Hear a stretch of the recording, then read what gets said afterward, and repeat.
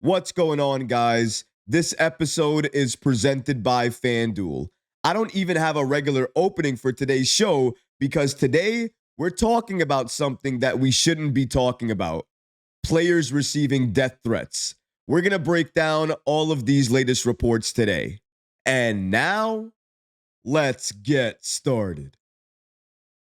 Jalen Brunson speaks out on death threats. I can't believe we're speaking about this again. Where's the line? When is too much too much? Let me make something clear. If you are making death threats to another player, some player in any sport, you've already crossed a serious line. And recently, the captain, Jalen Brunson, spoke about some fans who have taken things too far. Let's see exactly what he had to say. Shout out to Jared Swartz for giving us this following information. In light of Graham Gano's comments about receiving death threats and abuse on social media, Jared Swartz, an NBA insider, asked Jalen Brunson about his experience with it. The Knicks star opened up on what he's been dealing with over the last few seasons, and I cannot believe the captain is actually dealing with all of this. Let's hear exactly what he has to say. According to Jalen Brunson, it's definitely crossed the line a couple of times. Actually, I would say more than a couple of times. They have said some pretty messed up stuff. The way I deal with stuff like that, I have my circle. I have my family. They keep me level-headed. When it's positive, when it's negative. I have a very close circle that I turn to when I start to get doubts, or I start to get nervous or see stuff like that. It's tough to see, but I feel like the way I was raised, I use that stuff to try to make it into something positive for me. And that's a credit to my parents. I try not to let it get to me, but there are definitely times that I reach breaking points. I try not to let the world see it because people don't really care about your problems. But I think that's when my family is around. I'm allowed to be vulnerable. I'm allowed to say what's on my mind. Say what's on my chest and not feel any certain way about it. But it definitely crosses a line. I think people need an outlet, no matter what your outlet is. When stuff like that is happening, whether it's positive or negative, you need to be able to say how you feel. It's tough. I really don't wish that on anybody. I don't really understand why people think it's all right to press send when it's some hateful stuff. And when I say stuff, it's the worst things you're thinking of. It's worse than that. Whether you're in the NBA, the NFL, the MLB, it does not matter. Whatever sport you're in, you never deserve to receive death threats. I don't know what goes on in some people's minds before they send a message, before they send a DM, before they hit submit on a message. I'm not sure why they make the moves they make. So you didn't hit on your parlay? You didn't hit your bet? Something didn't go right in your life? The Knicks were supposed to do something. The Yankees were supposed to do something. The Jets were supposed to do something. And by hook or crook, it didn't happen. Now you're mad. And the only outlet for you is looking at the player that you believe caused you this experience and blame them. Hate on them. Send death threats to them.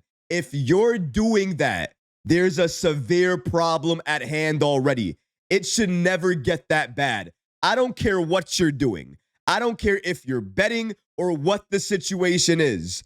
There should never be a reason for any fan, and think about that. You're a fan, either a fan of the game, a fan of the team, a fan of the player. You're a fan, and you're taking your fandom and you're abusing it. And let's get it straight. When you take your fandom to bet, to make all of these other decisions, and things don't work out in your favor, and then you use that fandom to abuse that team or a player or certain players, you are abusing your fandom. You are abusing players. And in my opinion, if any fans want to cross that line, then they should be able to accept any consequences that come with crossing that line. If that means jail time, then that means jail time. If that means a ban from the arena, then that means a ban from the arena. We need to start stepping up on these things because they are stepping up and nothing is being done. People are still getting away with saying so many horrible things and nothing is being done. Sure, at the arena with some fans, the hate, it's kind of died down a little bit. But when it comes to social media, that hate is still very strong. And why? Because we have a couple of keyboard warriors. They're hiding behind their cell phones, hiding behind their avatars. You can't see them. And when you can't see them, they can message you in peace without anybody disturbing them. That's what they want. And they shouldn't have that. They shouldn't have that freedom. They should not be able to hide when they're causing situations like this, when they're doing things like this. There is no place on this planet to go out there and threaten any player for any single reason. It does not matter what's going on in your individual life. To take that out on a player or their family or the sport that we all know and love, it's a disgrace to you, a disgrace to the team that you support, and a disgrace to the sport. You can't do that. Nobody should be able to do that and get away with it. And I hope moving forward, they're not able to get away with it. We're able to call them out and let everybody know, hey, listen, this guy, he's hiding behind this profile, but he's saying all of these bad things about Jalen Brunson or this player or that player. You want to stand behind your keyboard and talk about all of these crazy things? Then you should be able to be held accountable for everything you say. In my opinion, that's what's fair. And shout out to channel sponsor FanDuel, America's #1 sportsbook, for giving us this updated information and these latest odds on who's going to win the game tonight between the Knicks and the Nets. And really, by no surprise, it's even laughable. The New York Knicks are the overwhelming favorites to beat down the Brooklyn Nets tonight and win this game. In my opinion, these odds tell me the Knicks should be blowing out the Nets. Now, something I want to mention with these odds, betting, the nature of betting. If you want to bet on this game between the Knicks and the Nets, and you want to put your money on New York because you know, you believe the Knicks are going to win the game, more power to you. The issue is not betting. What the issue is, people who bet that do not understand the consequences of betting. When you bet, that's a decision between your bookie and yourself, no one else. If it fails, it fails. It's on you. If it succeeds, it succeeds. It's also on you. Do not put that on the players, because once you do, once you join that toxic environment, there is no escaping it. And soon, you're going to become one of those people that you hate.